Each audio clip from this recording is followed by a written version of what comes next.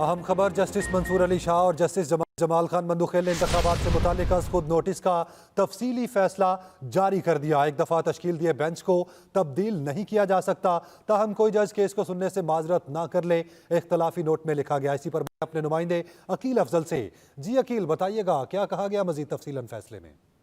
जी बिल्कुल। 1 मार्च को supreme court of Pakistan ने एक फैसला जारी किया था जिसको 3-2 की रेशो से तनासुब से पढ़ा गया था, लेकिन दूसरी जानिब हुकूमत की जानिब से और अटॉर्नी जनरल ऑफ पाकिस्तान की जानिब से ये मौका अपनाया गया था कि इंतखाबात करवाने के हवाले से दरखास्तें 4-3 की तनासुब से मुस्तरद कर दी गई हैं। एक कंट्रोवर्सी उठी थी, लेकिन उस कंट्रोवर्सी को बाद में आज इस वक्त तकवीत मिली है जब सुप्रीम कोर्ट ऑफ पाकिस्तान के 2 जज साहिबान जस्टिस मंसूर अली शाह और जस्टिस जमाल खान मंदोखेल की जानिब से उस फैसले की तफसीली वजूहात को जारी किया गया। इस फैसले के अंदर बड़ा वाज़ेह तौर पर लिख दिया गया है जस्टिस मंसूर अली शाह का जानिब से और जस्टिस जमाल खान मंदोखेल की जानिब से कि उनकी जानिब से कहा गया है कि सुप्रीम कोर्ट का जो फैसला है दर हकीकत 4-3 के तनासुब से जारी किया गया है और ये दरखास्तें जो थी और चीफ जस्टिस के ने जो खुद नोटिस लिया था उसको मुस्तरद कर दिया गया था 4-3 के तनासुब से। दोनों जज साहबान का इस बात के ऊपर इत्तेफाक है कि सुप्रीम कोर्ट के इन 2 जजेस के फैसले को पहले के 2 जजेस जिसमें जस्टिस याया अफरीदी और जस्टिस अतर मनीला है, उस अतर मनीला के जो के असखुद नोटिस लेने के इख्तियार को कहा गया था कि वो असखुद नोटिस नहीं लिया जाना चाहिए था, उस फैसले से इत्तेफाक करते हैं। सुप्रीम कोर्ट ने आज के फैसले के अंदर ये भी बड़ा वाज़ेह तौर पर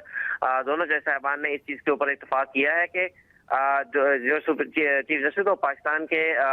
जानिब से बेंच तश्कील देने का इख्तियार है, इसके लिए 1 मैन शो के अल्फाज जो हैं वो फैसले के अंदर इस्तेमाल किए गए हैं और कहा गया है कि बेहतरीन वक्त है कि चीफ जस्टिस ऑफ पाकिस्तान के 1 मैन शो से लुत्फ उठाने के इख्तियारात का दोबारा जायजा लिया जाए। Supreme court chief justice of Pakistan के फैसला करने के अकेले फैसला करने के इख्तियारात पर इन्हिसार नहीं किया जा सकता। ये भी कहा गया है कि चीफ जस्टिस ऑफ पाकिस्तान के इख्तियारात फुल कोर्ट के की जानिब से यानी कि तमाम जज साहबान बैठ कर जो कवानीन बनाए उनके मातहत ये इख्तियारात होने चाहिए। अदालत ने यह भी कहा है कि अदालत का दायरा इख्तियार आइन तय करता है, ना कि जजेस की ख्वाहिश और आसानी। अदालती दायरा इख्तियार केस की नौयत तय करती है ताकि इससे जुड़े मजीद मफादात और इस मामले पर जो अदालत के ऊपर जब chief justice of Pakistan 1 man show का इख्तियार इस्तेमाल करते हुए बेंच की तश्कील देते हैं तो इससे अदालत की जो तकरीम है उसमें भी फर्क पड़ता है और उस पर सवालात उठते हैं। फैसले के अंदर यह भी कहा गया है कि चीफ जस्टिस ऑफ पाकिस्तान की जानिब से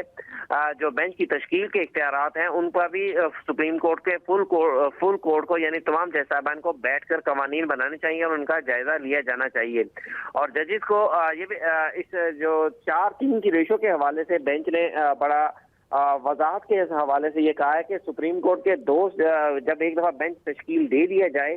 तो उसके बाद चीफ जस्टिस ऑफ पाकिस्तान उस बेंच की तश्कील को तब्दील नहीं कर सकते और इसके लिए अगर 2 जज साहबान अपनी राय दे दें जो कि इस केस के अंदर हुआ था या 2 जज साहबान ने पहली ही समाअत के अंदर अपनी हतमी राय दे दी थी तो उसके बाद चीफ जस्टिस ऑफ पाकिस्तान ने जब नया बेंच तश्कील दिया था वो सिर्फ और सिर्फ केस की कार्रवाई को आगे बढ़ाने के लिए नया बेंच तश्कील दिया गया था, ना कि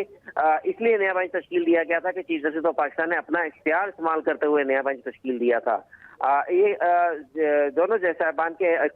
जो नोट है उसके अंदर ये वाज़ेह तौर पर कहा गया है कि सुप्रीम कोर्ट ऑफ पाकिस्तान का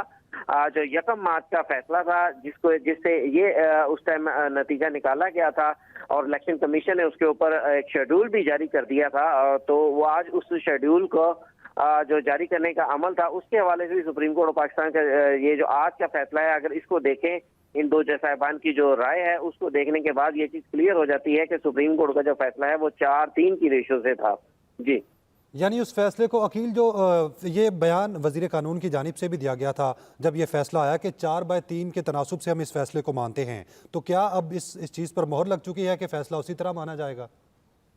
देखें, ये कंट्रोवर्सी होगी और ये कंट्रोवर्सी उठेगी। मेरे ख्याल से मुमकिन तौर पर आज जो चीफ जस्टिस ऑफ पाकिस्तान ने इस केस को समाअत के लिए मुकर्रर किया है तो इस समाअत के लिए मुकर्रर करने के बाद आज ही इस फैसले को जारी किया गया है, जिसके बाद से ये कंट्रोवर्सी जो है मुमकिन तौर पर जो कल की समाअत होगी या इसके आगे जब भी समाअत होगी तो ये कंट्रोवर्सी अदालत के सामने आएगी और मुमकिन तौर के ऊपर यह फैसला 4 रुकनी था या 2 रुकनी था, इसकी तशरीह के लिए मुमकिन तौर पर फुल कोर्ट तश्कील दिया जा सकता है, ताकि उस फैसले की तशरीह हो सके कि सुप्रीम कोर्ट के 2-3 के रेशो से कार्रवाई क्या होगी, थोड़ा सा वो भी समझाते चले। देखें, फुल कोर्ट के लिए अगर सुप्रीम कोर्ट या चीफ जस्टिस ऑफ पाकिस्तान इस चीज से इत्तेफाक करते हैं कि फुल कोर्ट तश्कील दिया जाना चाहिए, कंट्रोवर्सी पैदा हो गई है, तो बिल्कुल चीफ जस्टिस ऑफ पाकिस्तान इस मामले पर फुल कोर्ट तश्कील दे सकते हैं। लेकिन जब कल ये जो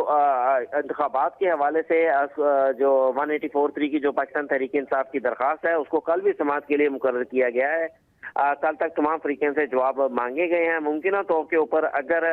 आज की जारी की गई वजूहात और सुप्रीम कोर्ट का 1 मार्च का फैसला अदालत के सामने रखे जाएंगे, तो फिर मुमकिन तौर के ऊपर मामला जो है फुल कोर्ट की तरफ जा सकता है। दोनों मोअज़्ज़ज़ जज साहिबान ने बड़ा वाज़ेह तौर पर कहा है कि जब एक मरतबा बेंच तश्कील दे दिया जाए, उस बेंच को तब्दील नहीं किया जा सकता ता वक्त है कि कोई बेंच में शामिल जज खुद उस बेंच में बैठने से इनकार ना कर दे। साथ ही ये कहा गया है कि 2 मोअज़्ज़ज़ जज साहिबान जो कि जस्टिस अतर मनिल्ला और जस्टिस याहिया अफरीदी थे, उन्होंने अपनी हतमी राय दे दी और चीफ जस्टिस ऑफ पाकिस्तान की जानिब से इंतखाबात के पर खुद नोटिस लेने को मुस्तरद कर दिया, उस केस को खारिज कर दिया। तो उसके बाद हम 2 जज साहिबान जिसमें जस्टिस मंसूर अली शाह और जस्टिस जमाल खान मंदोखेल हैं, हम भी उस फैसले से इत्तेफाक करते हैं कि दोनों जज साहिबान का फैसला दुरुस्त था और ये खुद नोटिस नहीं लिया जाना चाहिए था। वो जो 2 जज साहिबान की जानिब से राय दी गई थी, उसके ऊपर ये कहा गया कि आज के फैसले में कि वो राय देने के बाद चीफ जस्टिस ऑफ पाकिस्तान ने जब नया बेंच तश्कील दिया था, तो वो सिर्फ केस की कार्रवाई को आगे बढ़ाने के लिए था, ना कि चीफ जस्टिस ऑफ पाकिस्तान ने असर 9 नया बेंच तश्कील दे दिया था। इसलिए सुप्रीम कोर्ट के 1 मार्च के फैसले को 4-3 की रेशो से पढ़ा जाएगा। और अगर ये 4-3 के रेशो से पढ़ा जाएगा, तो उसका मतलब ये निकलेगा कि सुप्रीम कोर्ट ऑफ पाकिस्तान ने 1 मार्च को तमाम दरखास्तें जो थी इंतखाबात केपी के और पंजाब में इंतखाबात करवाने की तमाम दरखास्तों को मुस्तरद कर दिया था। और जो 3 जज साहिबान जिसमें चीफ जस्टिस ऑफ पाकिस्तान भी शामिल हैं, जस्टिस मुनीब अख्तर भी शामिल है उस बेंच के अंदर, और जस्टिस मोहम्मद अली मदर, जो 3 रुकनी बेंच का जिसको उस टाइम अक्सरियती फैसला कहा गया था, अगर उसको सामने रखेंगे तो उस फैसले की कोई कानूनी हैसियत नहीं होगी, क्योंकि उस फैसले इस तरह तो जो आइंदा समाअत होगी तब भी मामला कंफ्यूजन का शिकार हो जाएंगे। फिर कौन सा बेंच है जिसके फैसले को तस्लीम किया जाएगा, नए बेंच को या पुराने बेंच को? जी बिल्कुल, इसके बाद ये कंट्रोवर्सी जो है ये सामने आएगी और मुमकिन तौर के ऊपर कल की समाअत में या उसके 1 से 2 रोज के बाद की समाअत के अंदर ये चीज सामने आ सकती है कि क्या 4-3 से ये फैसला दिया गया था या 2-3 से ये फैसला दिया गया था। अगर सुप्रीम कोर्ट का इस मामले के ऊपर बेंच तश्कील दिया जाता है,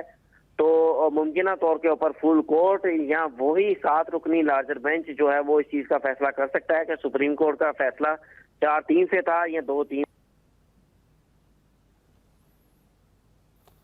अकील अफजल से रब्ता बहाल करने की कोशिश करते हैं। आपको बताएं कि इलेक्शन के इनेकाद के लिए दरखास्तें 4/3 से मुस्तरद की जाएंगी। चीफ जस्टिस पाकिस्तान के पास खुद नोटिस लेने के लिए स्पेशल बेंचेस बनाने के वसी इख्तियारात हैं। तफसीलन फैसले में ये कहा गया अदालत को सिर्फ एक शख्स पर नहीं छोड़ा जा सकता। जस्टिस मंसूर अली शाह और जस्टिस जमाल खान मंदोखेल के इख्तिलाफी नोट, अदालत का दायरा इख्तियार आइन तय करता है।